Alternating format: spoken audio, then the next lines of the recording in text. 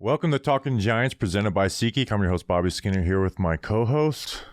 And the 2023 draft recap is here. The 2023 draft is over. It was a fun one.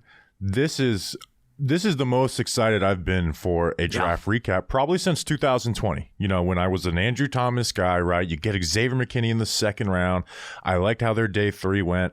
I am really excited to talk about this draft class. Like, I'm giddy. I'm giddy. Like, this is a important episode, obviously. So, like, our second most listened to episode of the year every year, and I am excited. Like, if you are a new listener, if you've been with us since 2019, I am just excited to talk about this draft class because I really, really love how it went. Bobby Skinner, man, this is really freaking cool. What a cool weekend. I'll give some thank yous at the end to everybody in the crew and all of you. But cool weekend for our New York Football Giants. I love repeating lines over and over again. The New York Football Giants are a much better team, and it's also a really good time to be a New York Football Giants fan, man. If I were to kind of just put this draft class into a phrase, and then now we'll get right into talking about this, kind of just big picture. Quality over quantity. The roster is in a much different spot than where it was last year. They needed bodies last year. They had no money to do anything. It was a new regime. We needed to get some of the old stuff out and the new things in. And now that this is Joe Schoen's second year, they kind of have the building mostly put together. They have the staff mostly put together. There is continuity. There is good continuity for the first time in a long time, not just fake continuity with Jason Garrett and running it back with Joe Judge, right? Or running it back with Pat Shurmur after 2018. This is good continuity that we believe in. This is really, really cool. And we got quality football players. And what was your draft day speech? The New York Football Giants are in a spot where they need good football players on their team. And at least with these top 3 picks and these top 3 100 picks, you can see the path as to those guys being good football players, what their roles are going to be, clear defined roles at good positions that the Giants need. Yeah, they got what they want, especially on day 2. Like, it's well known that they wanted one of those 4 wide receivers, and then that run happened on day 1. But they came out of this getting what they wanted, Now they had to sacrifice some, picks to get there, and we'll talk about that. I do want to talk about trades just as a big picture thing with that. But, I mean, you get an elite athlete day 1 at a premium position who fits what you want to do. Day 2 was just amazing. We don't, we'll break it down. Day 2 was just to come away with John Michael Schmitz and Jalin Hyatt. That is amazing. And then day 3, more so than since 2020, and even I think more so than 2020, I think we've got some potential in day 3, especially with Eric Gray, the running back at Oklahoma. I'm very confident in that pick. All without having a 4th round pick too. Yeah, and then Tre Hawkins, man, I'm excited to get to that pick because I'm very excited about him, even though, hey, I'm not predicting he's going to be great, but I'm excited about him. I ask for fun on day 3. Not boring, or at least give me something that you do well, and I can kind of look forward to, and I can look forward to watching in camp in the preseason. And man, do all 4 of those guys that we took on day 3 have something that I'm really excited to see unfold in camp in the preseason. And, throughout this draft process, they got 3 guys who were mocked to them in the first round. And not like just giant, fan mock drafts, like real mock drafts. Like John Michael Schmitz was the most mocked to player for the Giants at pick 25. Obviously, you get Deonte Banks in the first round. Jalin Hyatt. Now, we were afraid of the Jalin Hyatt mocks in the first round, and I think he went where he belonged. But he was someone that was mocked there in the scenario of what exactly happened. Is that the 4 top wide receivers were to go off the board. That was the scenario where Jalin Hyatt was mocked to the Giants, not over guys like Zay Flowers or Jordan Addison. It was, if those 4 guys are off the board, you saw Jalin Hyatt put there. So to get 3 guys that were mocked to you in the first round, like that's a win. Now, again, huge win. I want to talk about the trades and stuff like that and just big picture and hit it from all sides, but really excited. So, I mean, are we ready to talk about, the trades and then we'll go player by player? No, I kind of want to talk about the draft class, continue to talk a little bit big picture stuff. Giants were given the 5th most athletic draft class via Next Gen. 3 players with a relative athletic score above 9, even John Michael Schmitz. How much does it matter for offensive linemen? I think it matters because, Even so, like Josh Azuda with the quick feet last year, I think they do value athletes at the offensive line spot. But even JMS has a 7.9 score. Eric Gray isn't known for his pure athleticism anyway, but his 10-yard split was definitely above average when you kind of split it up between his 10-yard split, 20-yard split, and 40-yard dash and those percentiles. So one of the themes of last year's draft class was athletes and getting guys that are fast and speed. And one of the things that Joe Schoen said, I think this is after maybe day 1 or day 2, maybe even the day 2 press conference, Joe Schoen said, hey, we looked at the tape last year, shot to Kenny Galladay, maybe. We looked at the tape we looked at the tape last year, and one of the things that we really felt like we needed was speed. And the NFL is a growing game. The athletes are only getting more athletic. So the Giants are buying into that. And it's definitely, the second year in a row where they are buying into that athletic profile and also top 30 visits. Yeah, top 30 visits. Like we knew coming in, like that was a theme. That is a theme with this regime, and it's so frustrating to me because Tre Hawkins was a top 30 visit and I didn't have all 22. I had like 3 players on my catch-up list that I do in the last week. He was on it. He was didn't get to it. He was the one of the 3 that I didn't get to. Like I got another 18 done this week. He was one of the 3 that I didn't get to, but I got to him now and I'm excited about it. So yeah, top 30 visits are very important to them. Maybe that can transition us into trades. Yeah, so let's talk about trades. The Giants gave away 6 picks for 3 players. The round 3 pick 100 was for Darren Waller, right? That was obviously a month ago, so not going to go deep into that. So they made 2 trades, trading away their first round pick 125, a 5th round 160, 7th round 240 for Deonte Banks to move up 1 spot, and then for Jalin Hyatt they traded away the 89th pick and then their 4th round pick to jump up 16 spots. So obviously the Jalin Hyatt one was more dramatic. Last year we were on this podcast starting about trading down, where they traded down twice and added a lot more picks. And there was an opportunity for them to trade down in this draft too. The Bills offered pick 27 and 140. Yes, yeah. Bills offered, so they would have had to drop back 2 spots and then get pick 140, which is a 4th round pick. So there's positives and negatives to both. Like last year when you traded down from pick 36. Maybe they wanted Christian Watson. When they got to that point, Christian Watson's not on the board, right? So there's positives and negatives to both, and I want to hit it from both sides. And obviously, because it's a new regime, we're happy. We hear more positives, and I get it. Like, again, I talked about, you went and got 3 guys who were mocked to you in the first round. Yeah. Like, that's when you trade up. Especially the Jalin Hyatt. Again, you're taking a big trade up, and you gave up a 4th round pick. And this roster needs difference makers. And they kind of need it now. The Giants aren't in win now, but they're not in, okay, we're expecting to get worse mode. Right? Is that a right evaluation of the Giants roster? Yes, but I don't say like win now, like we got to go for it. Right, and that's what I said. They're not in win now, but also the expectation is, hey, the expectation is to not kind of get worse.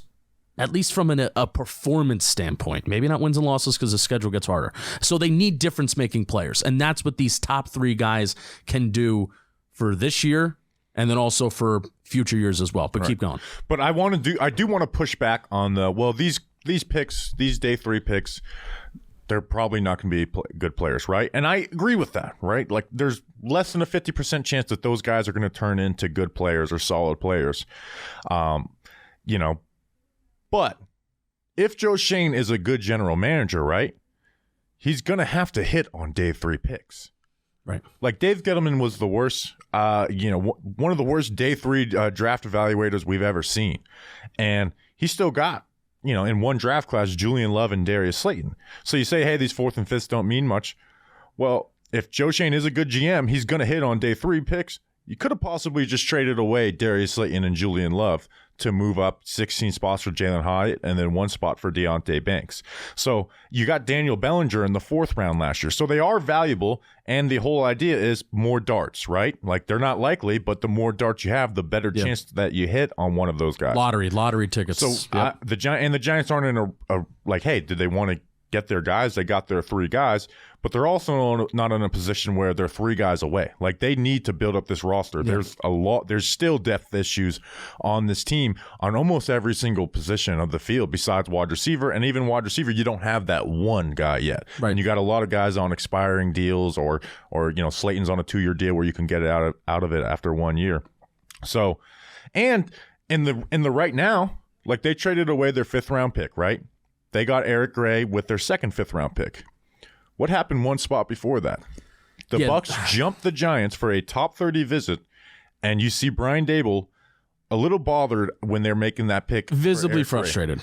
They jumped him for a top 30 visit in Payne Durham. Now, we love Payne Durham. Yeah. Like, if they had that 5th round pick that they traded up for Deonte Banks, Payne Durham might be a Giant right now, or some other player that they really like. Now, the 7th round pick for Deonte Banks, I don't care about. But, so for me, I personally disagree with the Deonte Banks trade moving up 1 spot because I think there were good players available, and everyone brings up Joey Porter Jr., but I think there were other players that were there that, to me, were better players than Deonte Banks. But if they stayed at pick 25 and Deonte Banks, it's like, hey, that's their guy, go and get him. And they obviously got him at 24. But some of those other players weren't at positions of need. Because, again, Payne Durham might be a Giant, and maybe you get Myles Murphy, who I personally think has all the ability in the world to be a great defensive end. Now, defensive end isn't the huge need on the Giants right now. But, again, even though we want to win now, we are not in win-at-all-costs now mode. Right, for sure. I personally don't mind both. The thing that I do mind... I don't mind the trade-up for Banks, but I see the negatives in it. And I think it's a philosophical disagreement. It's not like, oh, I wish that I'm mad that the Giants did this or did that. I think it's you just don't agree with the philosophy. I think that's where it really comes from. To trade at one, okay, would rather have done what they did, trade at 1 spot, or taken the Bills offer to drop down 2 spots and get a 4th round pick? Because I guarantee if we did that with the Bills, I think most people would be praising it. Yeah. Yeah, like if that honestly, happened, we would be on this podcast praising it. Well, here's the thing. Everyone else would be agreeing. Well, here's the thing, man. They felt a certain way about Deonte Banks, right? Right. So I can't answer that. I can't answer that question. I know, but there is negative effects to it. Like those picks do matter in some sense. If Deonte Banks is, this isn't trading Darren Waller straight up for round 3, 100. Right. But this does really just rest on Deonte Banks. And is Deonte Banks going to be that future CB1 that you draft a corner in the 1st round to be? Yeah. That's really what it rests on. I don't mind it from the sense of if you get that CB1 and if he is a CB1, I'm not going to look back at it and I'm not going to sweat that 4th rounder. But in the moment you do think about it. But here's what I do. But here's what I do mind. 5th rounder. Here's what I do mind. Right. Yeah, the Jalin Hyatt was the 4th round. Here's what I do mind. That not only if we're able to figure out that Joe Schoen and the Giants really do draft their top 30 visits, then definitely the rest of the NFL has. Because Payne Durham, not only was he a Senior Bowl guy, he was a top 30 visit, so he was both. So that is a clear sign. It's 2 years now, where if you're a top 30 visit for the Giants, you are more than likely definitely on their draft board. And the only one, I would say, out of the top 5 picks that was not a top 30 visit, this even includes Tre Hawkins, right? Tre Hawkins was a top 30 visit. That's why he was on my radar before the draft. So Tre Hawkins, he was even the 6th round pick that was a top 30 visit. But Eric Gray was not a top 30 visit, but he was a Senior Bowl guy. So they all, every single team meets with almost every single player at the Senior Bowl. So that's still a guy that they had a relationship with. So that is the, and again, it's a small little critique. It's a small little thing, but it's something that, maybe the rest of the NFL is figuring out. If there's a player that like the Tampa Bay Bucks, if there's a player that they want, jump the Giants because there's a guy in the top 30 visit that's still available day 3. There's a chance that the Giants are going to get him. And that's what happened there with, I think, pretty damn sure. We were saying it on stream. That's what happened with Payne Durham. But I think at this point, we're splitting hairs with that. Yeah, but I think you got to analyze it. But I just want to show everyone the other side of it. It's not like, how could they do this? I just want to show that there is negative side effects to it. Let's get into Deonte Banks. Why don't you read an ad first, though? Oh, I'll read an ad for sure. And this episode is sponsored by Hello Fresh. Say hello to the Giants' Hello, new Fresh. prospects. Fresh new prospects. And fresh new prospects, and you're about to get some fresh new food, and it's very, very easy to make because HelloFresh takes the hassle out of mealtime this spring by delivering pre-proportioned ingredients and easy-to-prepare recipes right to your door. Skip the checkout lines because HelloFresh has dinner covered. I will say, I mean, I kind of want to have a hot boy summer. I want to go out. Really, this is like the first time that we actually get to kind of have an off season. I want to do things. I want to go places. I want to bowl. I want to go to the beach. I want to travel. So if I'm out during the day and then I get home maybe a little late, I'm going to get some HelloFresh that's basically ready to rock and roll right in my fridge. HelloFresh already comes to you cool in travel, so then you can just easily put in your fridge. All the ingredients are there. I'll easily cook up my meal, and I'm ready to, I don't know, what's on TV? I'll rewatch Lost for the 17th time. Rewatch the draft recap. Rewatch the draft recap. That's what I'll do when I'm eating my HelloFresh. They have 40 recipes and over 100 seasonal and convenience items to choose from every single week. And this May, HelloFresh is celebrating Asian American and Pacific Islander Heritage Month. So try their, for a limited time, authentic recipes creating in partnership with some fancy chefs. How about that? And enjoy a cultural taste tour right in your own kitchen. Go to HelloFresh.com/world16 and use code WORLD16. Holy shit. For 16 free meals plus free shipping. Is this right? Is this ad copy right? That's HelloFresh.com/world16 and start using America's #1 meal kit today for 16 free meals. That's pretty, I almost dropped an F-bomb. Pretty freaking sweet. Let's talk about Deonte Banks. All right, so Deonte Banks, we won't go as in-depth, obviously, we did on the Friday's pod if you want to get the round one recap where we hit it from probably too many angles. Yeah. Deonte Banks, cornerback out of Maryland, 6 foot, 197 pounds. Elite athlete, right? Like as good at RAS scores you have, 4.35, 40, 42-inch vertical jump. Elite athlete who played a lot of press coverage in college, which a lot of colleges, a corner can be hard because a lot of these corners don't get to play man coverage and they play in these cover 3 hang zones. He played a lot of man coverage, and he has the strength and the speed to pull it off, right? Like he's got the speed to hang with any wide receiver. He's got the strength to jam you up, and we if you check out the film breakdown, there's some really good reps, including one versus Marvin Harrison Jr. jamming the game up. But Justin, he is a guy who needs to clean up his game a lot. Like, I do think there's going to be some rookie struggles with him. Obviously, he's picked 24, so, he's not a perfect prospect. But again, a great athlete who just moves around the field effortlessly in both man and zone. The main issue for me, Justin, is he loses the release a little too often, and then he has all the traits to be a great recover corner, but right now he just doesn't play it that well.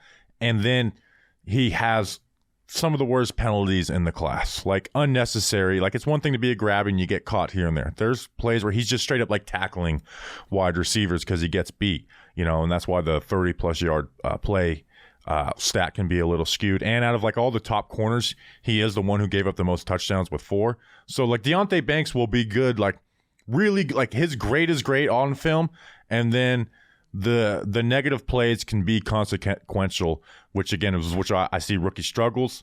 But like we said on the Friday pod, is like I'm so excited to see Jerome Henderson and Rick Martindale work with the traits that he has. It's not like he has his elite traits and just trash film. He has these elite traits with some really bad film, but some really great film too. Yeah. Joe Shane talked about, this is before the draft, how Joe Shane talked about getting to know Wink Martindale more now that there was a full season of tape, with Wink Martindale as the defense coordinator with the Giants, with this specific roster, with this specific schedule and everything like that. And also making the moves for Wink Martindale kind of during the season, understanding what he needs and what he wants and what he values in a defense. I think this is a draft class that understands a lot better what Wink Martindale likes in a defense. And I think it leads off with Tay, and I'm calling him Tay, by the way. I'm adopting that. I got so used to calling Deonte Banks that even though he goes by Tay, I like it. It'll be able. By the way, great names in this class for the Banks' clothes. Jalin Hyatt. Yeah, we got to do that shirt. Tre Hawkins. Like we got a lot of We've got a lot of good nicknames. Yeah, for sure. But his trump card, right? His trump card is his speed. John Boy Media Schmitz. And his athleticism. John Boy Media Schmitz. There you go. JM Football. Check it out. John Michael Schmitz Breakdown. Go check it out. Deonte Banks. His trump card is his speed. And we know that at least Joe Shane loves the guy with speeds. I would have thought, and this is why, like, draft night, I was thinking Joey Porter Jr. because of length, and I was associating that with Wink Martindale. But I think the perfect way to marry kind of what Joe Shane values, at least looking back at some of the picks that they maybe had in Buffalo, and then also the 31 and 3/8 inch arms is not short. That is way over the the kind of that requirement of over 30 inches that we talk about all the time. So I think this was a perfect way. It's not like long arms, but they are they're like. That's fine for an outside corner. I think Deonte Banks is the perfect way to marry what Wink Martindale's looking for, especially with that man coverage experience, and then also what Joe Shane values in that pure athleticism. And I am really excited that we can now, and this is with all these players, that we can now invest in our coaching and that we can trust our coaching to develop these players. Because, man, that has been, especially during the Gettleman era, and especially since we started podcasting and doing this Talking Giants thing, that has been such an issue where we have not been able to fully trust, or we've just simply said, man, I hope this guy needs coaching and he needs to develop here. We didn't see that a ton. Even with Dexter Lawrence through the first however many seasons of his career, it took him 4 years for Andre Patterson to really unlock him. In particular with Jerome Henderson. Yes. But he always did it, though. But that's the thing. I'm saying is through different regimes where Isaac Yiadom, who's a very bad corner, was playable. Yes. Fabian Moreau, who wasn't on a team, came in and while Adoree Jackson was playing, was solid. Yeah. Getting Cordell Nick McLeod. Again, not on a team. Yeah. Like Cordell Flott coming in and being, like, again, playable. Not going out there and playing great, playable. Obviously, Flott we have hope for. Well, there's a lot of hope there for him. But as a rookie, like, rookie corners really, really struggle. And so to get these guys in come and be playable and having Adoree Jackson still, I think helps out Deonte Banks a lot as well. So it's like, hey, he's going to be on wide receiver twos. Just like you can shade McKinney over the top on those guys. So obviously Andre Patterson's a great D-line coach. He's been known that. But, like, specifically on this staff, Jerome Henderson at a position where if you're not coached up well as a rookie, man, it can straight up ruin you. It does, and it has happened to players in the past for sure. So I'm really excited to see what Deonte Banks can do with Jerome Henderson, and what makes Deonte Banks different from some other corners that we've taken in the past, like, and I'm talking about during Jerome Henderson's tenure. This is Darnay Holmes, this is Cordell Flott, this is Aaron Robinson.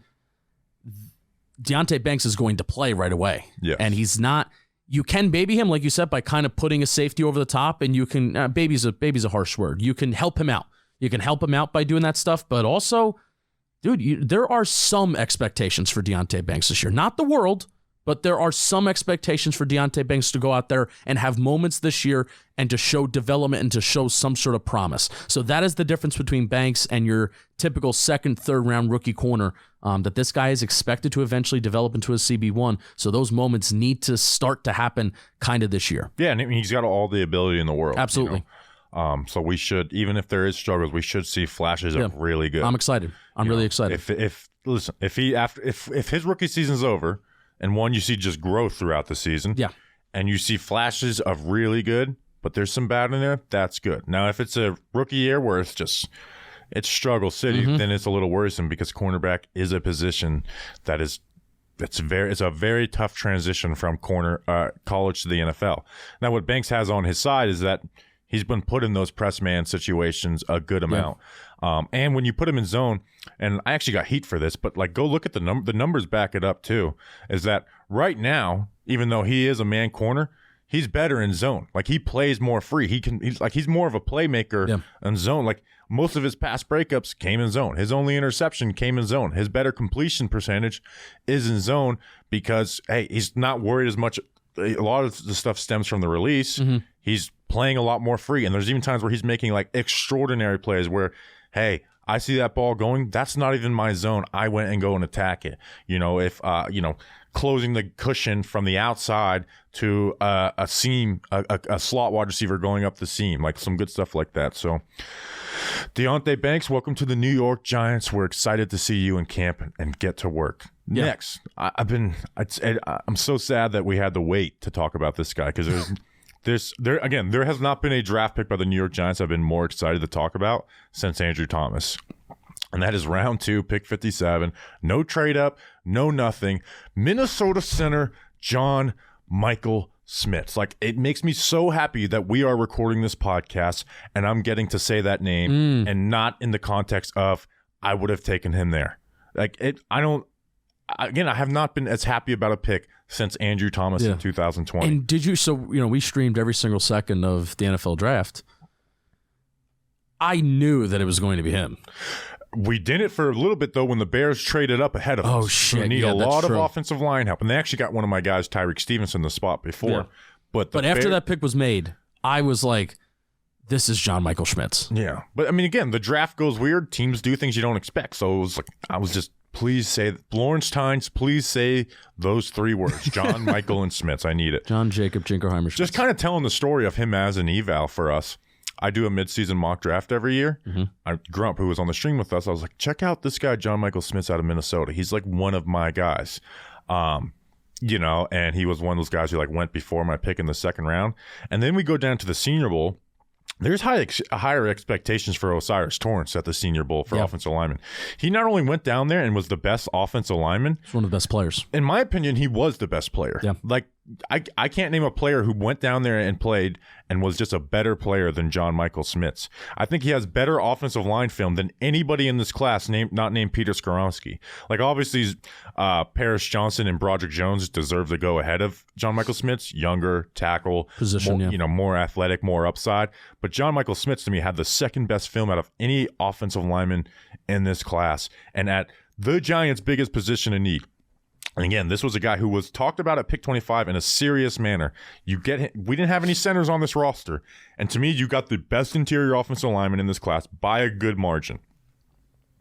Yeah, 100%. I mean, this guy is a center.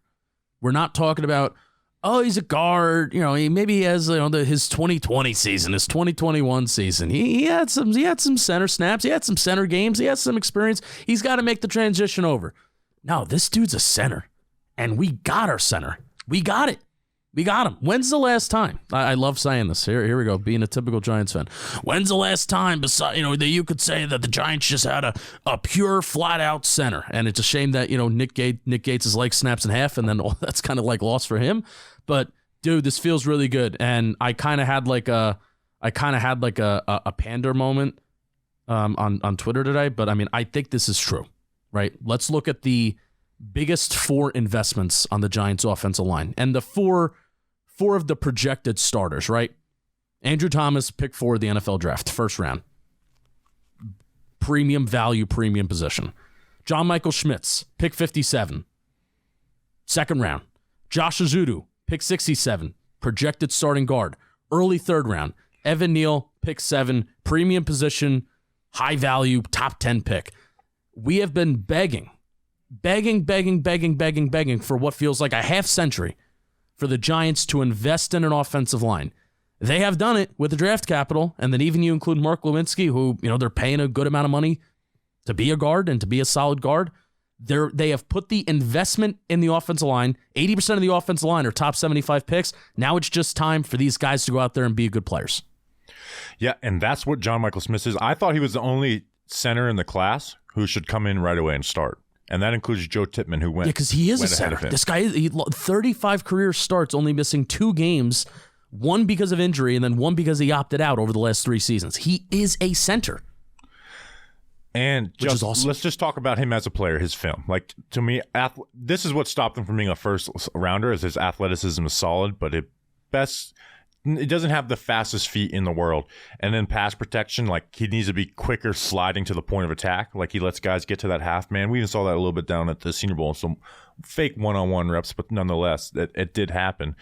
But once he gets his hands on you, game over. The rep's over. You might as well quit. You might as well just start getting your hands up and trying to bat passes down, because the rep is over at that point. He locks hands on. He works hand replacement. His feet work together well. He can work the hop step if you get a good, powerful bull rush against him.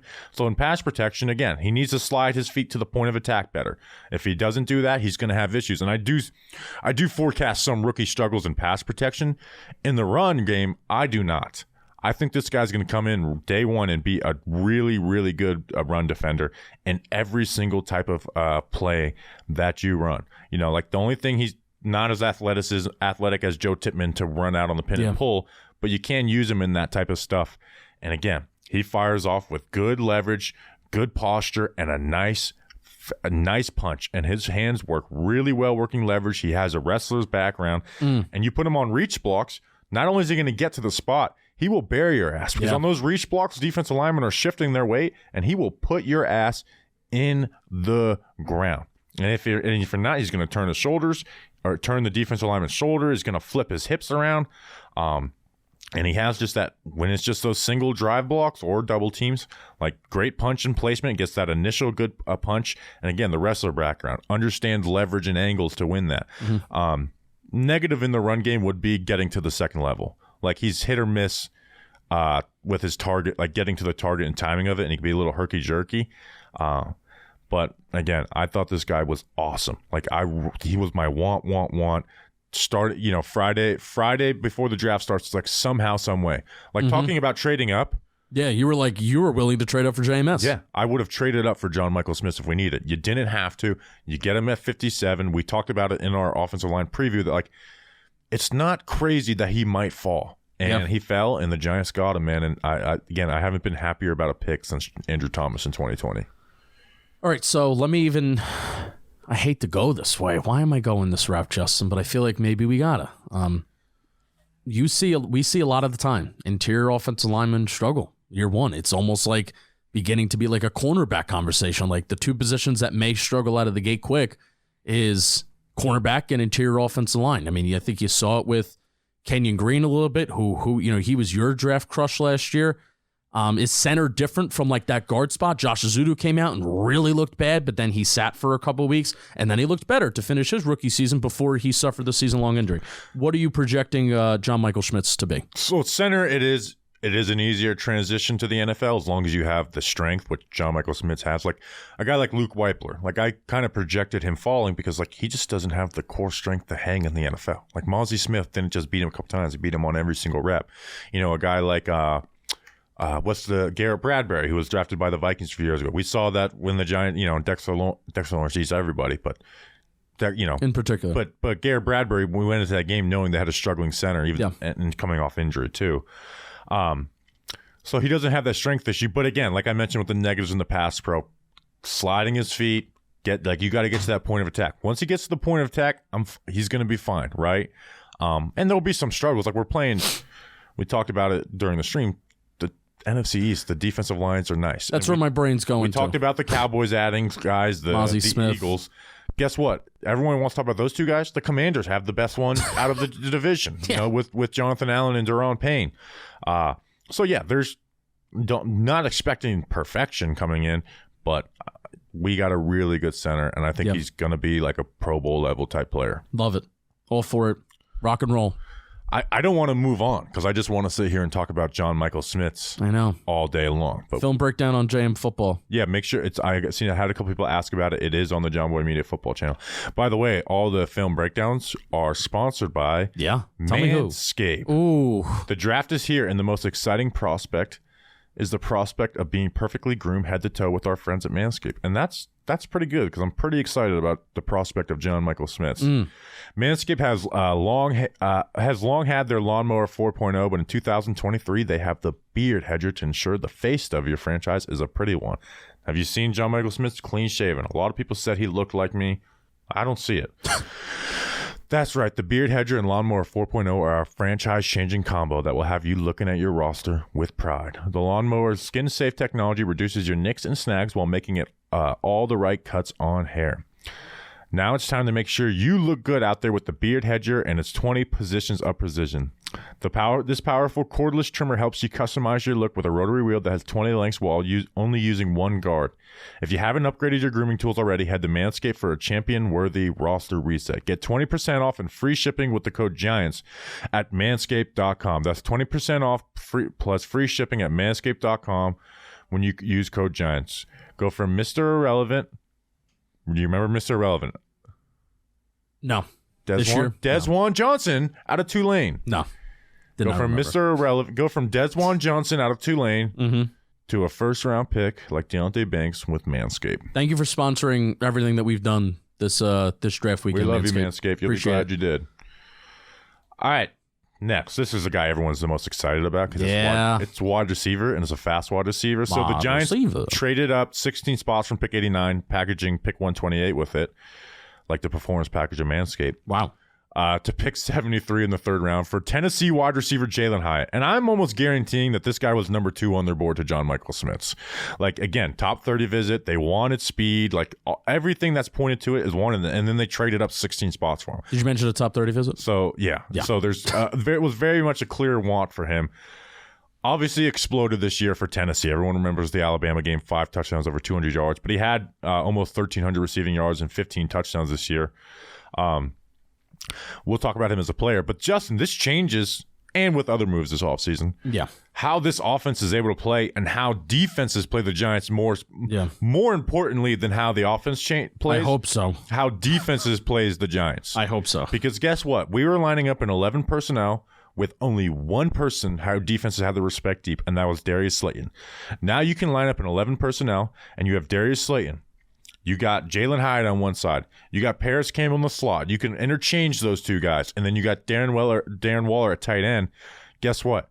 You can't cheat on anybody. You can't cheat you cannot cheat on anybody. And especially with a quarterback like Daniel Jones who's not going to force feed a specific wide receiver who's going to take what the defense gets. You cheat to Slayton, we're throwing to Hodgins. You cheat to the outsides, we're getting Darren Waller. You cheat real deep, we're gonna get back and work the quick game and work it efficiently. So this pick helps them. Again, a guy who was picked at 25, mocked at 25 to the Giants recklessly. This is where I had him, or not had him going, but where I had him rated. But you get speed on the outside or in the slot. Yeah, the Jalin Hyatt pick is the clear personification of why I get excited about a player.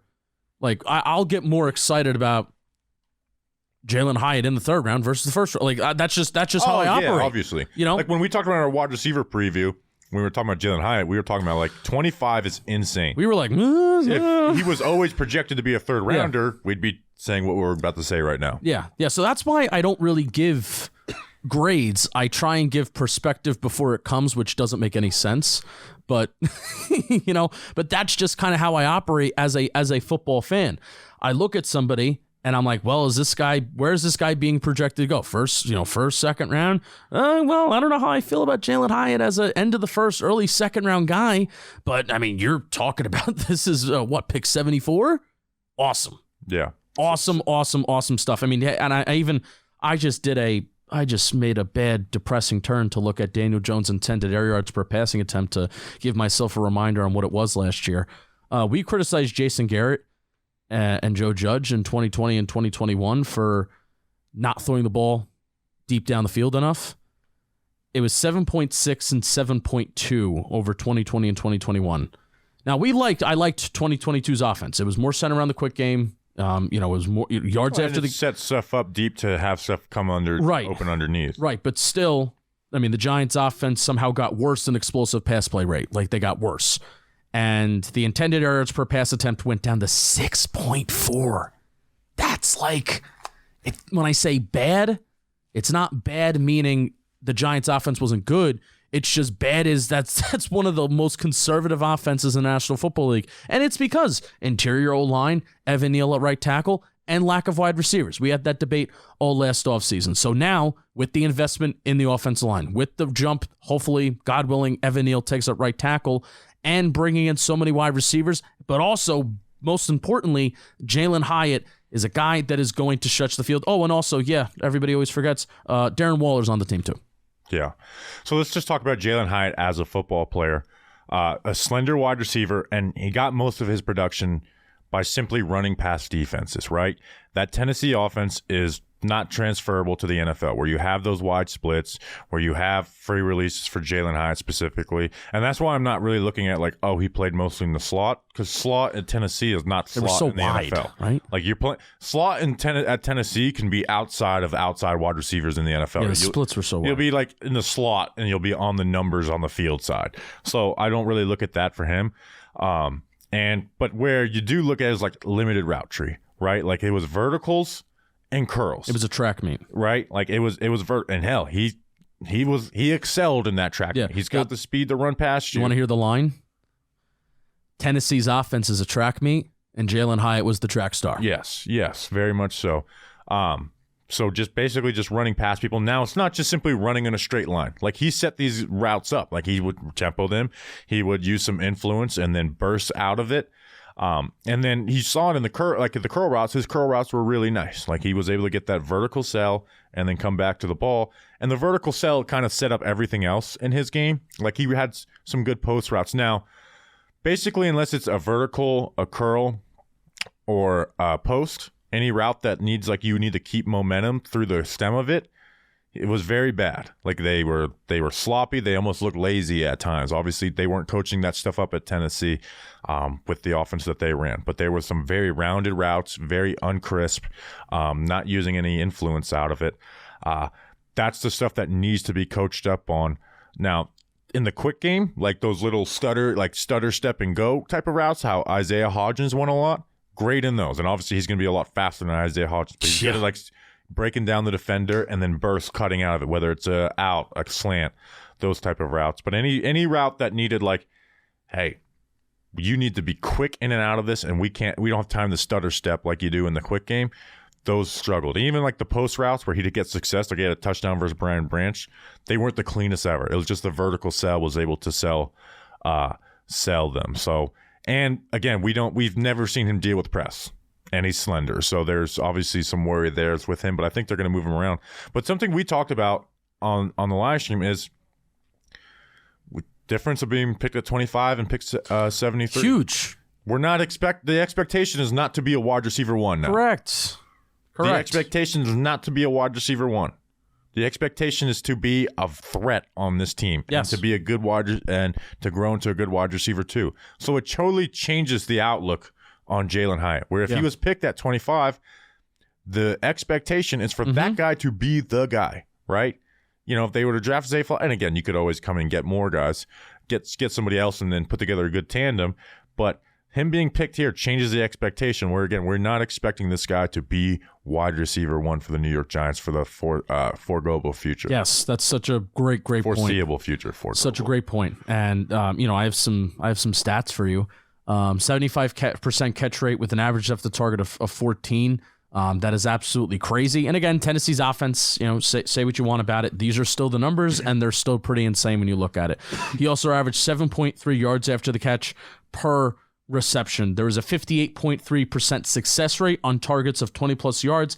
That ranked number one in the FBS in 2022. And then also, this is something that's interesting, too. A good amount of receivers in college have this, or at least the top ones. Like Addison had this. I think Zay Flowers had this. Jalin Hyatt yards after the catch per reception by target depth. Jalin Hyatt had the most yak per reception in the deep part of the field, 20-plus yards. The deep part of the field, he averaged a yak of 11.9. The medium 10 to 19-yard range, 9.3. The short 0 to 9, 3.6. Weird. And then behind the line of scrimmage, 8.9. That's not normal. Usually your deep yards after the catch is the smallest of all the target depths because you're running deep down the field. Most likely a cornerback, a safety is there and they're kind of trailing you, or they're playing over the top and you're, going up and you're going to go get a football and locate a football, right? Tennessee's offense was track meet. Jalin Hyatt was the star, and Jalin Hyatt was able to just outrun everybody. And Joe Shane mentioned a few times, Bobby, I want to get your opinion on this. Joe Shane repeatedly said 4.3 speed. He ran a 4.4 at the combine. Joe Shane sees 4.3 speed. The tape shows 4.3 speed. Tape shows 4.3 speed. Now, he's not elite speed. He's great speed. Yeah. He doesn't have Jalen Waddle, Tyreek Hill speed, but he does have great speed. Yeah, for sure. I'm happy. I'm happy. The goal is that, like you said, this does change the offense schematically, and hopefully this gives Daniel Jones more confidence to pull the trigger. That's the main thing for me. So this was a question we posed, and we'll do this very quickly. Let's say it's week 14. All the wide receivers are healthy. That means Jalin Hyatt, Darius Slayton, Isaiah Hodgins, Wan'Dale Robinson, Paris Campbell, even Sterling Shepard. Mm-hmm. Let's just pretend. We'll say Sterling Shepard's injured. So that's 5 guys. Yeah. Who is the guy that's getting like 10 to 15 snaps in that game? And that's generous for a 5th wide receiver. It's probably Jalin Hyatt. My head says Paris Campbell. Oh, Paris Campbell was included. Wan'Dale Robinson. Because I think they do want to get Wan'Dale Robinson. Okay, Again, we're talking end of the season, so yes. Wan'Dale's back from his injury. So yeah. Because I think Jalin Hyatt has inside-outside versatility. Like, Jalin Hyatt's not big, but he's also not small. Everybody has inside-outside versatility except for Slayton.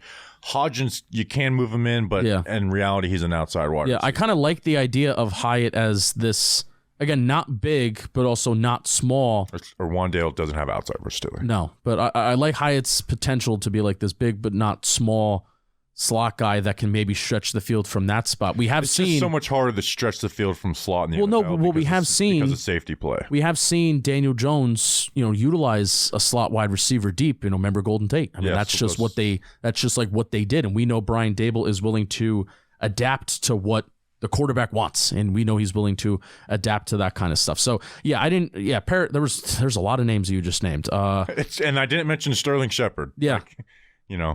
Which is like, it's going to be. Now, here's the thing with that question. There's not going to be all of them are not going to be healthy. With the Giants, that will take care of itself. Yeah, it'll take care of itself. All right, let's talk about a steal. I hate using the word steal the day after the draft, but I'm calling this guy. This guy's a steal, and that is round 5, pick 172. This is the comp pick that they got for Evan Ingram. So they traded away 160 for the Deonte Banks trade. Oklahoma running back Eric Gray was 5'9", 207 pounds, had over 1,500 yards of production this past year for Oklahoma with 11 touchdowns. A guy who transferred from Tennessee after his first 2 years. I mean, he had 540 rushing yards as a true freshman at Tennessee, or a freshman, I think a redshirt freshman at Tennessee. Justin, I think this guy is really good, and I think the reason why he was available here is he's older, and he doesn't have that. He doesn't have that elite speed and elusiveness, right? But what he does do is how running backs succeed in the NFL: good patience and vision, consistently makes the first guy miss. Now he's not going to make the second guy miss. He falls forward. He's not a banger where he's going to be running through tackles, but he does fall forward. Yeah. So those type of things are a guy I can trust giving volume to. And, in my mind, thinking about Eric Gray, I look back like, okay, 2 years ago we drafted Gary Brightwell in the 6th round, but still not much, only about 15 picks of difference because that was an early or 6th round pick. And I'm just like, this guy is so far superior to what that was. Absolutely. I totally agree. I think he tempos his runs extremely well. Yeah, he really good patience. knows when to punch the gas when he needs to and when to play it more patient, which that is the balancing act that you want to see. If he was too patient, then that's a bad thing, right? Then you're talking about dancing, time behind the line of scrimmage and stuff like that. But he tempos the runs extremely well and knowing when you got to punch gas, playing more patient. He knows how to set linebackers up. Like he knows how to set blocks up, influence linebackers to make cuts off. And again, consistently, like almost every run where it's not like 3 guys tackling him, he makes the first guy miss with these sharp lateral cuts, and he knows how to set these guys up. So not only comparing it obviously to the Gary Brightwell pick and how we felt about that versus how we feel about Eric Gray, but Eric Gray, he was the 11th running back taken in this year's NFL draft. Here his ranking is in some key categories and some key stats compared to the running backs that were taken before him. Yards after contact per attempt, he was 7th. Runs of 10-plus yards, he was 3rd. Runs of 15-plus yards, he was tied for 3rd. First downs, 3rd. Those are 3 stats where I'm not expecting Eric Gray to get a ton of runs of 20-plus yards, but I do think that the Giants have an offense and also an offensive line that is developing and a scheme that can allow running backs to get runs of 10-plus yards. And I view those runs as extremely valuable, especially when you have Daniel Jones as a running quarterback as well. Runs of 10-plus yards, and if you stretch it to 15, maybe he can get 20-plus. I think those runs for Eric Gray will be there if he can get some sort of sustainable carries over time. We saw at one point during the season, Gary Brightwell got a good amount of 10-plus yard runs. Like, it can happen with good offensive line play. Missed tackles forced. This is a big one. 6th out of the 11 that were taken before him. And yards per route run, haven't talked about Eric Gray's receiving ability yet. Yards per route run, he was 4th out of the 11 running backs taken before him. That's pretty good value. And definitely you can make an argument that he was not the 11th best running back in this class. He is better than that. Tank Bigsby, who we previewed, to me, Eric Gray's a better back than Tank Bigsby, who went in the 3rd round. For sure.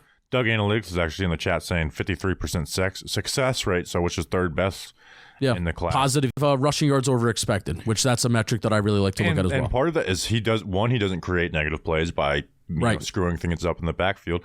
But with that ability to make the first guy miss, he will take negative plays and create 2-yard, 3-yard gains, or sometimes even longer. Like there was some wide zone stuff that he ran where it's like there's a mess in the backfield. He influences that player or breaks that tackle and then is able to get out on the edges and turn that into like a 12, 15-yard run. But let me ask you about this, because the thing with wide zone is you're already spending so much time behind the line of scrimmage that I think you kind of want to – there are times that you want to get out there ASAP, right?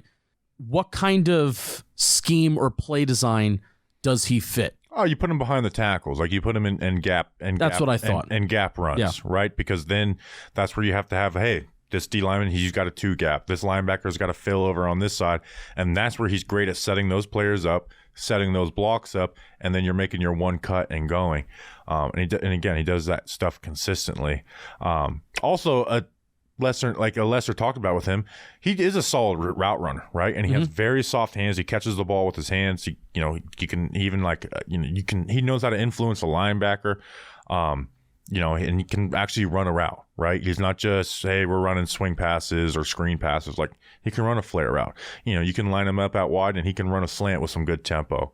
Now, I think he needs better blocking awareness, but right now we're not asking him to block. But, Justin, if Saquon Barkley goes down, I'm giving Eric Gray the majority of the carries for that game. Now, with Saquon Barkley as a starting back, I'd probably rather have Breida as a backup because he's just got that speed. Yeah, good change of pace, But if Saquon Barkley is missing a game, I want Eric Gray as the starting back that game. Yeah, I would agree. And my biggest question for Eric Gray's rookie year is, can you be efficient as a backup? Like, how many carries do you need to really feel like you're in the flow of the game?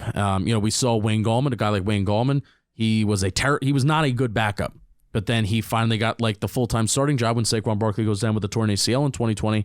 And then he looks better because he's actually getting like a full workload of a game and he can get the flow of the game. Gallman needed the volume to be effective. Does Eric Gray need the volume to be effective? No, not necessarily, but he's going to be better with volume. Yeah, right? Sure. Like, because, and again, like a lot of these running backs we look at in the draft, it's like 8 yards per carry, 9 yards per carry. That's not Eric Gray. He's not the guy that's going out and creating explosive plays, but then creating negatives and is averaging out to 8. Yeah. He's not the guy that goes out and creates explosive plays, yet he is still a guy that went out and created explosive plays. Well, what I mean is like 40, 50, ripping out 40, 50 yard runs. Yeah, for sure. But also, like breaking 3 tackles. But how often does that happen, man? For college backs, it happens all the time. Yeah, and it's in the NFL. How often does that happen? Really, my main thing in the running game in the NFL is stay on schedule. He's not going to break more than 1 tackle on a play. Fine. Now, he's consistently going to make that first guy miss. But once he makes that first guy miss, unless he's just out in the open field and you got time to process, he's basically making that first guy miss and then falling forward when he gets to that second guy, which is consistently going to add you yards to the game. But like Saquon Barkley's electric and can make bam, bam, bam, and then we got a big play. So it's on again. I'm not going to compare him to Saquon Barkley, but just making the point in that. Yeah, very very different backs, and one's going to keep you on schedule. One's the most talented ever. One's not. Yeah, for sure. All right, round 6, pick 209.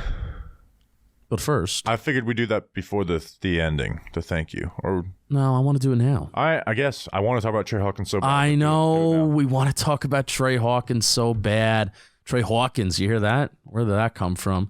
But I want to talk to you about light box, because I'll tell you what puts some light in my box is watching some Tre Hawkins tape. Is that a sex joke?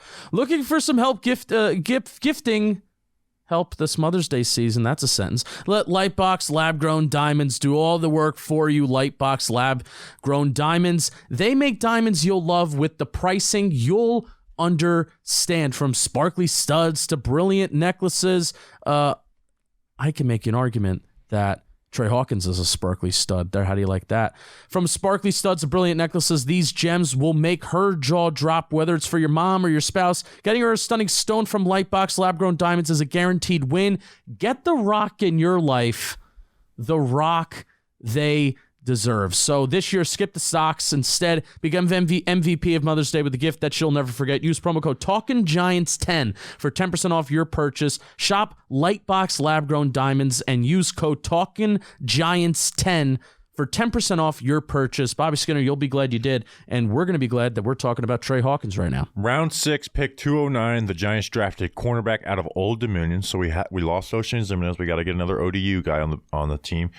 And Tre Hawkins, cornerback, who is 6'2", 188 pounds, over 32-inch arms. Yep. Ran a 4.4 40, a 37.5-inch vertical jump. Justin, I don't know if this guy's going to be good, but he sure as hell is a fun player to watch. Fun. And here's a note I had on him. Everyone loved Corey Trice, and Corey Trice went in the 7th round. You want to know why? Because he had 7th round film, right? Like, he has 7th round being able to hang with a wide receiver, and he just had size and length, but he had some good ball protection here and there. Tre Hawkins, to me, is kind of what people said Corey Trice was.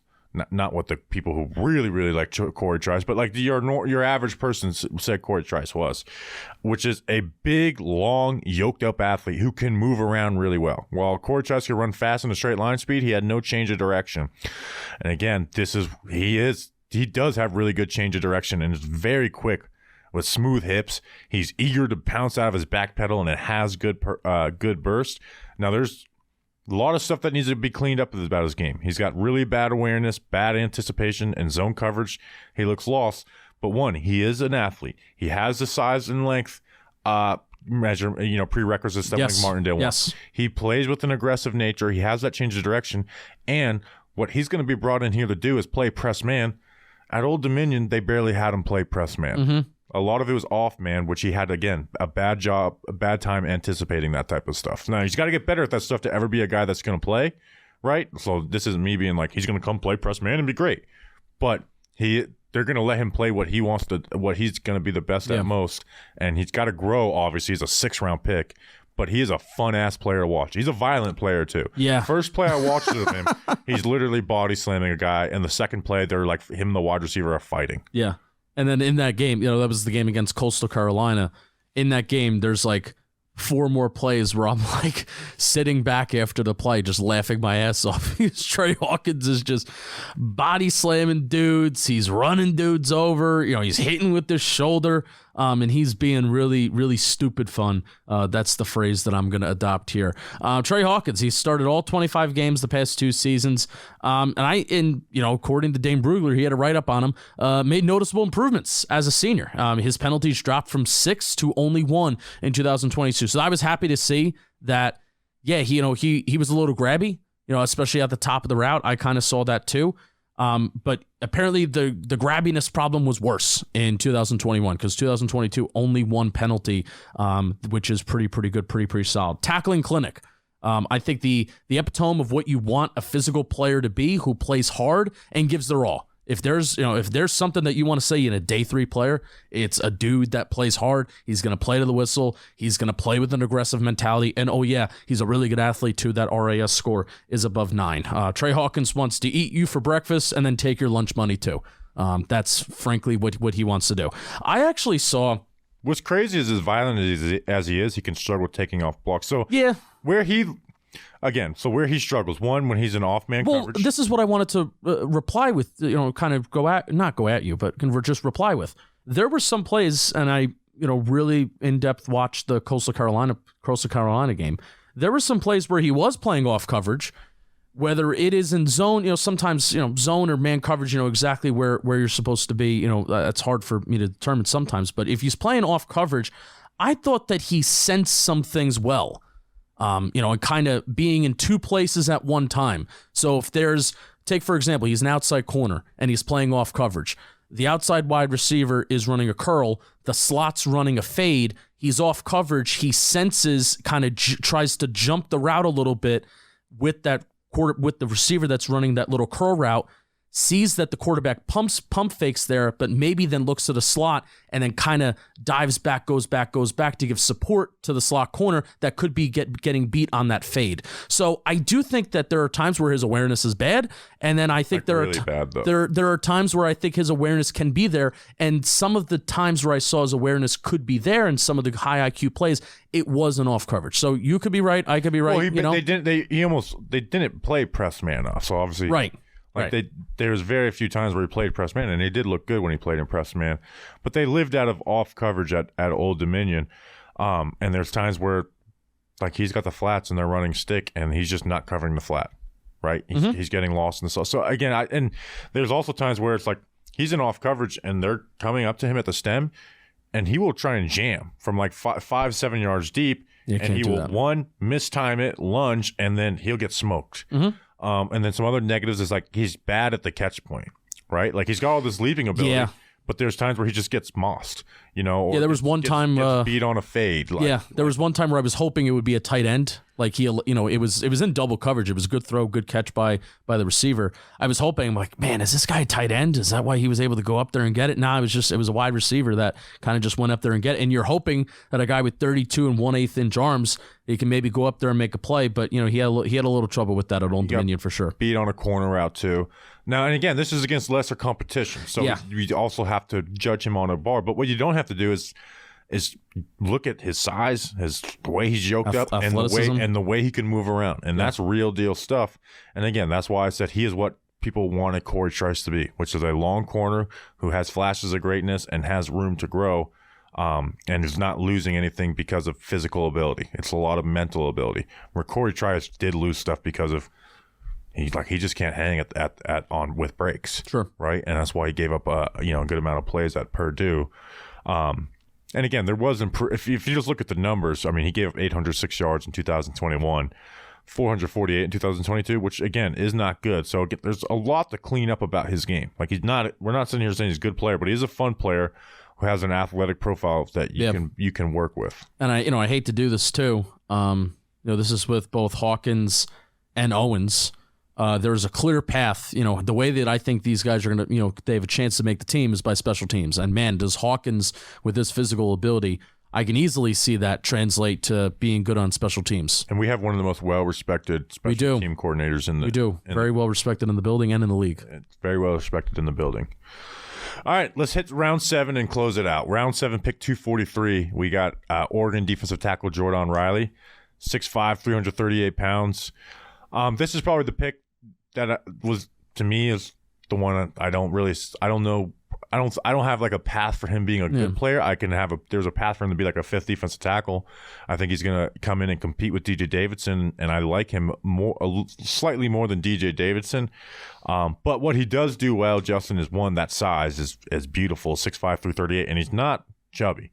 Like he's cut up, dude. Like he it's a lot of muscle there with him. And 33-inch arms. Yes, and 33-inch arms. So with that muscle, with those 33-inch arms, he brings pop. And Joe Shane even said it too. He brings knockback punch. Yes. And that's what he does.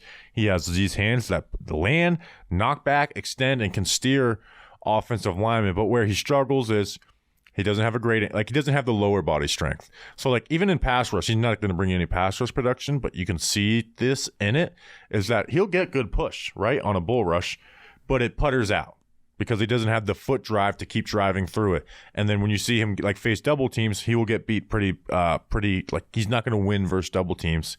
But again, what he does do well is, again, that knockback punch, raising the pads offensive lineman, and then squeezing gaps down. So again, we're talking about a 7th-round pick here. He's going to come in and compete with DJ Davidson as like that backup nose tackle. Yeah, I like him better than DJ Davidson. Yeah, me too, where I see more good stuff out of him.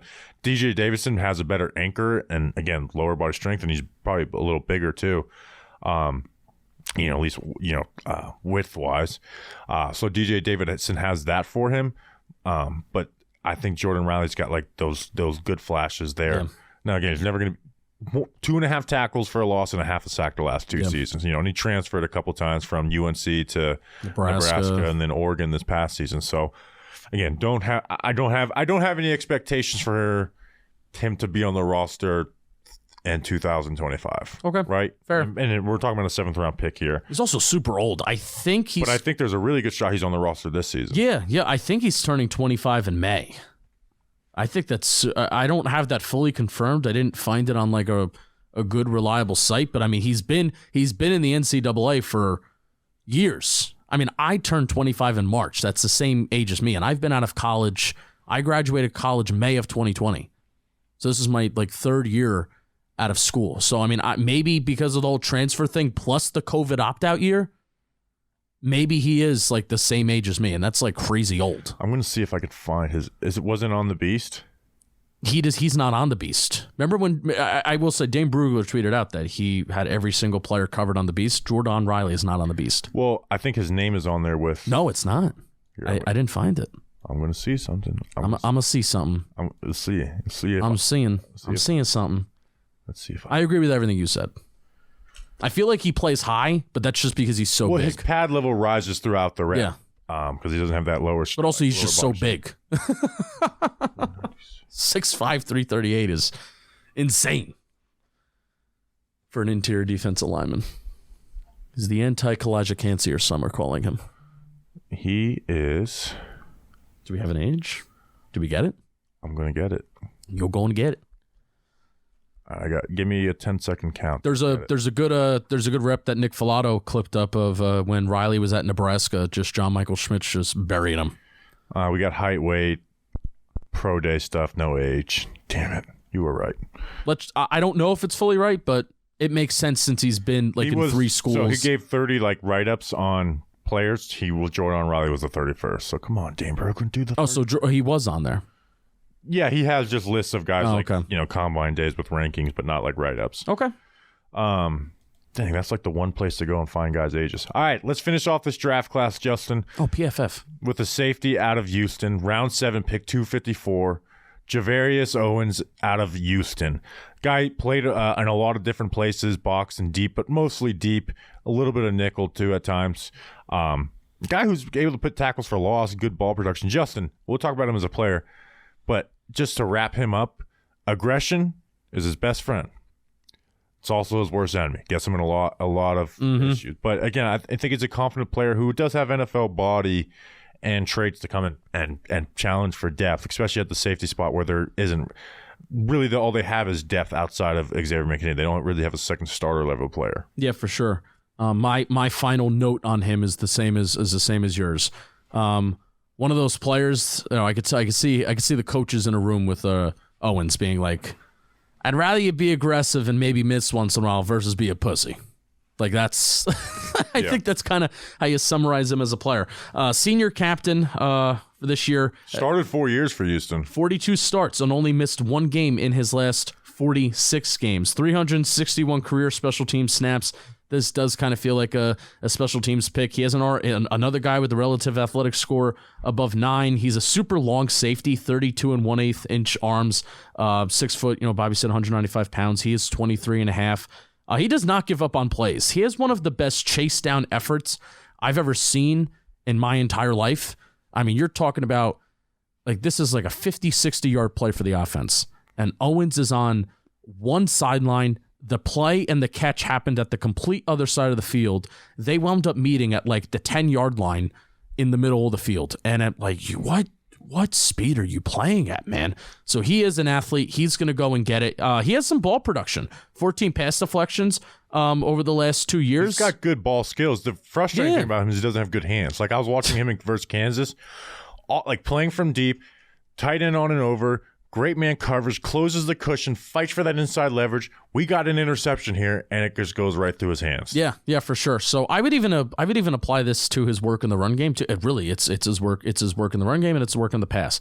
He has an aggressive mentality, but he has to work on overall technique and finishing. Yeah. So coming up as a tackler, he will lay your ass out.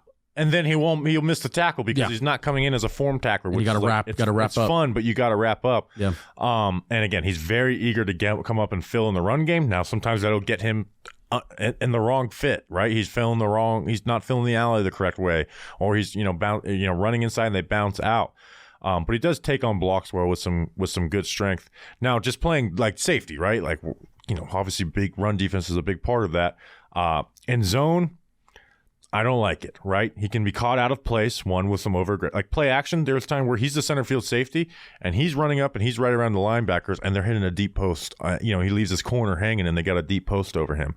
And then when he's playing in center field, has horrible anticipation. Like he's always just waiting. He's essentially waiting for the quarterback to throw it. So he's never going to be the guy to get to the sideline, even though he's got solid speed. It's not like a huge advantage of him, but he has NFL speed. So there's that. But in man coverage, there's some really good reps there too. Like he's got the speed and quickness to stick in the hip of tight ends in man coverage. He's got the length for tight ends too. And again, that ability to close the cushion from off, and can run with them. Now there's times where he does get sauced at the break versus wide receivers, playing like that nickel star role. But again, we're going to want to have him play tight ends. The NFL tight ends will sauce you too. But again, we're talking about the Giants' last pick in the 7th round. So fun. A versatile safety who's aggressive and has NFL athletic traits, which is what you talked about at the top. They drafted one of the most, top 5 most athletic in the class, and that includes a defensive tackle who's unathletic in Jordon Riley. Yeah, I am really excited to see every single... I would like to see that for skill positions, like linebacker, safety, corner, wide receiver, tight end, running back. Like I would like to see the athletic score of that, because I don't even like having Jordan Taylor in it. Jordan Riley, yeah. Jordan Riley, sorry. Yeah. No, but I am super, super excited. Jordan Riley, I'm excited to see what he does in camp and stuff like that. But I hope he beats out DJ Davidson for the 5th spot. Every single day 3 pick, man, am I so excited to see Eric Gray, Tre Hawkins, Gervarrius Owens in camp, and especially in preseason, because I feel like those are 3 players. Like, hey, you may not make it. You're probably not going to make an impact day 1, but I can easily see all 3 of those players making some sort of impact play in the preseason, right? Oh yeah. Yeah. So I'm super excited for that. Yeah. Tre Hawkins is going to be fun. Jordon Taylor. Again, I don't see Jordon Taylor as ever making... You're saying Taylor. Who is Jordon Taylor? I don't know. It must be some other Jason player. Taylor? Yeah, maybe it's Jason Taylor. I got Jason Taylor. Was that Jason Taylor's son that was drafted? We were asking about that. Jordon Riley. Jordon Riley. Joe Riley. Jordon Riley. All right, so that's a recap of the Giants 2023 draft class, man. Yeah. This was fun. Obviously, I'm up here in New York for it. We stream for every second of it. Film breakdowns, more to come. Gervarrius Owens film breakdown will be out Monday afternoon. Always fun to do this. This is a huge moment for us every year. It's so much build up to it, and then to get to do it, and it was very fun to do it, and it happens all because of the listeners. So this is like, we always thank the listeners. We're always thankful. I think at the end of the draft is the most sincere thank you, because there's not a lot of people who are going to be nichely covering the Giants like we do. Mm-hmm. There's a lot of people who cover the NFL like we do, right? And so to stick around with us. And I will say I learned a lot from this draft, and that was trust what you think. Mm-hmm. Trust your eyes, because there was a lot, like Adebawore, the Northwestern defensive lineman. I was like... First round hype, I was like, I have him as a 3rd rounder. He went in the 4th round. Like, that happened with a lot of guys where I'm like, I don't know why everyone's so high on this guy. I have him as like a 3rd, 4th round guy. And it almost always was like proved right. So it made me feel good as we've grown and gotten better at this. And it's just been fun to grow. Obviously, thanks to the Football Grump who joined us all 3 days. Robert Schmitz, who did some stuff on the GM Football channel as well. And all the production people. And we just said goodbye to Julian like an hour ago. Yeah. Like, he's dead. Yeah. Julian's been our right-hand man for the last 2 years. But, really, I'll just give you the straight-up number. Over the last 7 days, so, if this is draft week, right? Over the last 7 days, the Talking Giants YouTube channel has gotten 200,000 views, which is pretty fucking sick. Yeah. If you really think about it. Very cool. So how do we grow those? One, share this. Yes. Like, whether it's the YouTube, the podcast app, share this. You could leave a 5-star rating review, would be huge for us. I usually ask that at the beginning of this, but we had so much we wanted to get to. Yeah, we were so excited. So if you're still around, please do that. It's the most simple way. Usually I try and threaten you guys, but I'm just going to actually nicely ask you to leave a 5-star rating and review. Subscribe, so like the video. I don't want it to threaten you. Don't make me threaten you. Look, see, I'm threatening people already. The threat is don't make me threat you. Yeah, don't make me threaten you. It's a great threat. So it's been a great time. No, and thank you, everybody. Thank you, everybody. Finishing this podcast is always like the closing time song. Because really, you put so much work into it. But we're excited. Now it's the off season, though. Yeah. Now it's really the off season. Now we're not done. Film breakdowns. I'm actually going to do some UDFA film breakdowns this year. And our UDFA podcast, and then we cover these next 2 months like nobody else does. Yeah. We will not continue. We'll do a mailbag once a month. We're not going to recycle the same topics. We're going to hit every different angle that we can. Get some interviews. We don't have any player interviews lined up this year like we have in past years, but we have ideas of ideas of guys that we can get. So we are going to continue to grind. I mean, end of June, way too early draft preview. Grump will join us for that. So stick around with us for the offseason. I think you will enjoy, like, if you because there's 100% some people that will listen to this podcast. The next time they listen will be the week 1 recap. I don't blame them. And I get it. I 100% get it. But I think you will enjoy the season much better if you hang around with us. Yeah. For the next couple months and just put it in your day, twice a week, into your weekly routine. I think you'll enjoy it because Talking Giants is a family. So you got to listen to these next 2 months if you want to be a part of the family. So we appreciate you guys.